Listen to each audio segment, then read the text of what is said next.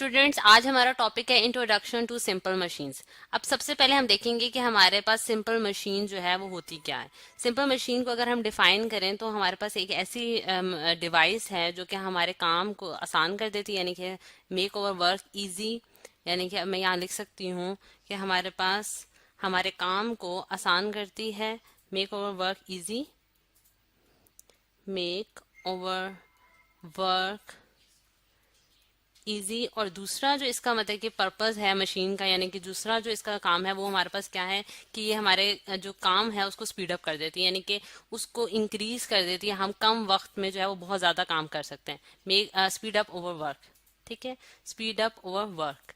अब हम देखें तो हमारे पास जो सिंपल मशीन है उसमें कौन कौन सी टाइप्स है, यानी कि कौन कौन सी मशीन जो है वो सिंपल मशीन कहलाएंगी। सबसे पहले तो ये है कि सिंपल मशीन हमारे पास एक ऐसी मशीन्स हैं जो कि बेसिक, या फिर आप कह सकते हैं बेसिक मशीनरी में आती हैं, यानी कि ये बेसिक्स हैं और उसके बाद इन्हीं के जरिए जो है वो हैवी मशीनरी बनाई जाती हैं। अब उसमें हमारे पास 6 टाइप ऑफ मशीनरी हैं जो कि साइंटिस्ट ने डिफाइन की हैं कि वो सिंपल मशीन्स कहलाती हैं। जिसमें हमारे पास लिवर है। वो हमारे पास क्या होता है कि यानी कि एक जैसा ट्रायंगल्स है और उसके ऊपर आप एक फटा रख दें तो हमारे पास लिवर कहलाएगा, जिसके जरिए हम क्या कर सकते हैं कि एक तरफ से अगर हम फोर्स अप्लाई करेंगे तो दूसरी तरफ से हम एक हैवी जो लोड है, यानी कि जैसा अगर स्टोन पड़ा हुआ है उसको हम लिफ्ट अप कर सकते हैं, उठा सकते हैं आसानी से। फिर इंक्लाइन प्लेन हमारे पास एक ऐसी मशीन है जिसके जरिए हम क्या करते हैं कि हमारे पास अगर कोई भी जो जिस तरह अगर आप वुड का कोई पीस है उसको आप एक खास एंगल पे जो है वो रख दें तो वो हमारे पास एक इंक्लाइन प्लेन कहलाएगा। और उसके जरिए हम क्या कर सकते हैं कि कोई भी हैवी जो लोड है उसको आसानी से लिफ्ट अप कर सकते हैं यहाँ से। और फिर उसके बाद हमारे पास आ जाता है पुली। पुली जो है वो हमारे पास कैसे होता है कि एक जो व्हील है, यानी कि पहिया जो है, वो अगर उसके उसके साइडों पे अगर आप एक रोप यानी कि एक रस्सी को रोटेट करा दें, जिस तरह आपने देखा होगा कि कुओं में होता है, जो हमारी डेली लाइफ में आपने ये एग्जांपल इसकी हो सकती है पुली की, कि जो बकेट है यानी कि पानी हमने लेना है कुएं में से निकालना है तो उसके लिए पुली यूज होती है। यानी कि एक तरफ रोप के जो है व्हील के जो साइडों पे एक रोप लगाया जाता है जिसके जरिए हम पानी जो है वो आसानी से कुएं से निकाल सकते हैं। फिर उसके बाद हमारे पास फोर्थ टाइप ऑफ मशीन जो है वो क्या है, वेज है। वेज के जरिए क्या होता है, इसका बहुत शार्प एंड होता है, ठीक है, जिसे हम कुल्हाड़ा भी कहते हैं। उसके जरिए हम जो है बहुत मतलब कि जैसा वुड है उसको बहुत आसानी से कट कर सकते हैं और डिफरेंट चीजें जो हैं उनको काट सकते हैं। क्यों, इसका बहुत शार्प एंड होता है और ये इजीली जो है वो पेनिट्रेट हो जाता है जैसा वुड में या फिर और चीजों में। फिर उसके बाद हमारे पास है व्हील एंड एक्सल। अब व्हील जो है वो तो पहिया है, यानी कि जो जैसे हम कहते हैं कि हमारे पास ये बहुत ही ज्यादा जो है वो इन्वेंशन है, साइंस में बहुत इम्पोर्टेंट इन्वेंशन है व्हील की। और व्हील जो है उसके साइडों उसके अगर एक उसके बीच में एक एक्सल यानी कि एक रॉड लगा दिया जाए जिसे हम एक्सल कहते हैं, जिसके अराउंड जो है वो व्हील रोटेट करता है और उसे हम कहते हैं कि ये व्हील एंड एक्सल है। इसके जरिए भी हम हैवी मशीनरी को ऊपर लिफ्ट अप कर सकते हैं और ये जो मशीन है इसे हम व्हील एंड एक्सल कहते हैं। फिर उसके बाद जो 6 टाइप ऑफ मशीन है वो हमारे पास है स्क्रू जैक या फिर जैक स्क्रू। इसके जरिए क्या होता है कि हैवी मशीनरी जो है वो लिफ्ट अप हो सकती है। और ये एक ऐसी चीज होती है कि जिस तरह अगर मैं इसको सिंपली ड्रॉ करूं तो ये इस तरह से हमारे पास जिस तरह आपने पेच देखा होगा उस तरह से इसके कर्ल्स होते हैं और एक साइड से हम फोर्स अप्लाई करते हैं और ये जो है हैवी मशीनरी को ऊपर लिफ्ट अप कर सकती है। जैसा हमारे आपने देखा होगा कि कार जो है वो स्क्रू जैक के जरिए जो है वो लिफ्ट अप होती हैं। अब हम देखते हैं कि मशीन जो है वो बेसिकली क्या क्या जो है वो काम कर रही होती है, यानी कि क्या क्या उसकी परफॉर्मेंसेज में क्या क्या चीजें हैं। इसमें सबसे पहले अगर देखा जाए तो हमारे पास आ जाता है transfer of force. Transfer of force में हमारे पास ट्रांसफर ऑफ फोर्स का मतलब क्या है, ट्रांसफर ऑफ फोर्स का मतलब ये है कि किस तरह से जो है फोर्स ट्रांसफर हो जाती है एक बॉडी से दूसरी बॉडी में। अगर इसकी एग्जांपल के तौर पे मैं देखूं तो मेरे पास अगर एक नेल है और मैंने उसको दीवार में ठोकना है तो मैं क्या करूंगी, हैमर के जरिए फोर्स अप्लाई करूंगी नेल पे और नेल जो है यानी कि कील जो है वो दीवार में ठुक जाएगा। यानी कि मैंने एक फोर्स अप्लाई की और उसकी वजह से मैंने एक यूजफुल वर्क किया।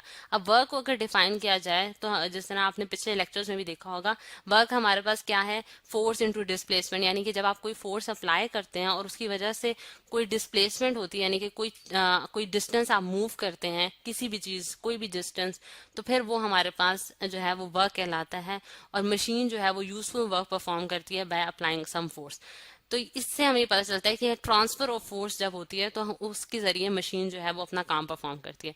सेकंड पॉइंट जो है मशीन जो करती है वो क्या है, enlargement of the effect of force. Enlargement का क्या मतलब है, एनलार्जमेंट का मतलब ये है कि इंक्रीज कर देना, बढ़ा देना फोर्स के इफेक्ट को, यानी कि फोर्स के इफेक्ट को किस तरह से बढ़ा देती है। अब अगर इसके लिए हम एक एग्जांपल देखें तो हमने देखा होगा कि जो जिस तरह अगर हम कुएं की एग्जांपल लेते हैं, पानी हमने कुएं से निकालना है तो हम पुली के जरिए निकालते हैं। पुली के जरिए हम फोर्स अप्लाई कर रहे हैं एक डायरेक्शन में और दूसरी डायरेक्शन में जो है वो हमारे पास पानी जो है वो लिफ्ट अप हो रहा है। और इसी तरह अगर लिवर की एग्जांपल देखें तो ये अगर स्टोन जो है उठाना अगर एक इंसान से वैसे ही कहा जाए तो बहुत मुश्किल है, बहुत हैवी है इसको उठाना, लेकिन लिवर मशीन के जरिए, सिंपल मशीन के जरिए हम इसे आसानी से उठा सकते हैं। यानी कि उसने बाय अप्लाइंग सम मतलब कि स्मॉल अमाउंट ऑफ फोर्स हम अप्लाई करके एक हैवी वेट को उठा सकते हैं, जिसकी वजह से हमें ये पता चलता है कि इसने हमारे जो फोर्स के इफेक्ट को था लार्ज कर दिया, यानी कि बढ़ा दिया। फिर उसके बाद अगर हम इसका थर्ड पॉइंट देखें तो क्या करते हैं, change in the speed of work, यानी कि स्पीड ऑफ वर्क को इंक्रीज कर देता है या डिक्रीज कर देता है। कैसे, अब देखें अगर स्पीड ऑफ वर्क की बात करें तो अगर हम व्हील की एग्जांपल लें, यानी कि साइकिल में जो व्हील लगे होते हैं तो हम जब पैडल के जरिए व्हील को घुमाते हैं तो हम उससे क्या करते हैं कि बहुत सारा डिस्टेंस जो है वो ट्रेवल कर लाते हैं। लेकिन अगर हमें वो पैदल डिस्टेंस वो ट्रेवल करना पड़ता तो हमारा क्या होता कि हमें बहुत ज्यादा टाइम लग जाता। तो उस मशीन के जरिए हमने जो है वो अपने काम को बहुत आसान कर लिया। और फिर उसके बाद जो इसका फोर्थ जो इसका परफॉर्मेंस है उसमें आप जाते हैं change the direction of force.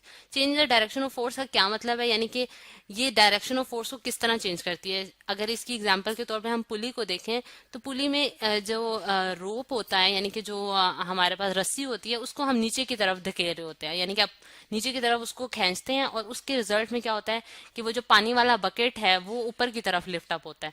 यानी कि आपने डायरेक्शन ऑफ फोर्स तो यहाँ लगाई और जो रिजल्टेंट फोर्स थी, यानी कि जिसे हम कहते हैं कि हमारे पास जो काम हुआ है उस पे जो फोर्स लग रही है, यानी कि जो बकेट मूव किया वो अपर डायरेक्शन में मूव किया।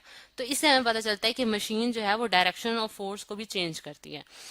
तो अब अगर हम देखें तो ये चार वो पॉइंट्स हैं जो मशीन जो है वो परफॉर्म कर रही होती है कि हम इनपुट देते हैं फोर्स की और एज अ रिजल्टेंट हमें कुछ ना कुछ आउटपुट मिलता है, यूजफुल वर्क मिलता है जिसने हमारे काम को आसान कर दिया। और दूसरा ये किया कि हमारे जो चाहते थे, यानी कि हम कम टाइम में बहुत सारा काम करना चाहते थे, वो मशीन ने हमारे जो है उसमें हमें हेल्प आउट किया। तो ये है मशीन, सिंपल मशीन जिसे हम कहते हैं, और इनके जरिए जो है वो हैवी मशीनरी जो है वो बनाई जाती है। तो स्टूडेंट्स आज आपने देखा कि हमने ये सिंपल मशीन को इंट्रोड्यूस कराया है और अगले लेक्चर्स में हम इसकी और डिटेल्स पढ़ेंगे।